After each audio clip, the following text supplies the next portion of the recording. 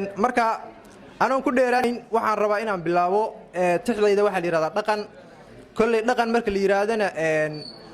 waxay kala leedahay qof walba intuu jiro ayuu dhaqankiisuna jiraa marka da'dayda awgeed dhaqan badan inaan garanayo iskuma malaynaayo laakiin waxaan dhaamaa dadka asxaab aan booraha aan kaftame marka tixda hadaan bilaabo waxay leedahay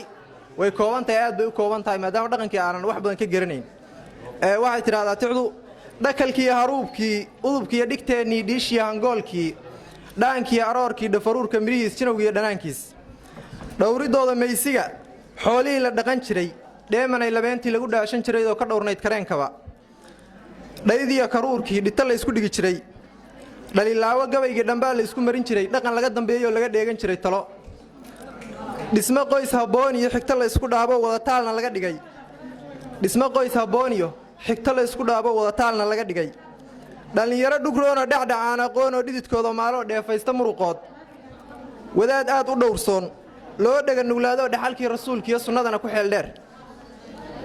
bulsho dhacan wadaagoo isdhex galay isdhiiriya dhan walbana isaga mida ka dhiidhiya gumaysiga dhabto ay u tahay nolol dhacla gabar xirnayd oo boqorkuna u dheer yahay dhiga ay samayso asalkii ku dhoobtiyo farsamada u dhalato xishoodkana dhammaystiran dhirtooda yaqaanoo dhakhtar dhab ahaayoo kiimikaalna aan dhigan xididada intuu dhilo kuwa kalena dhiimiyo dadka aad u dhaawacan kuwa dhimirka qaba iyo dhulyaal ruux ahaan jiray dhibco aan badnayn iyo dhows uu ka taxadiray siiyo dhowr dharaarood intaasoo aan soo dhigay oo dhaqan awoowaah ama dhaxal ayeeyaah way sii dhimanayaan ama way dhammaadeen dhagaheennu goortay dhibyaraan ku qaateen duul kale wuxuu dhigay dhoohane ma dhowrsade ma dhegaysta waa kii dhaxalkiisi nacay ee dhada reer galbeedyo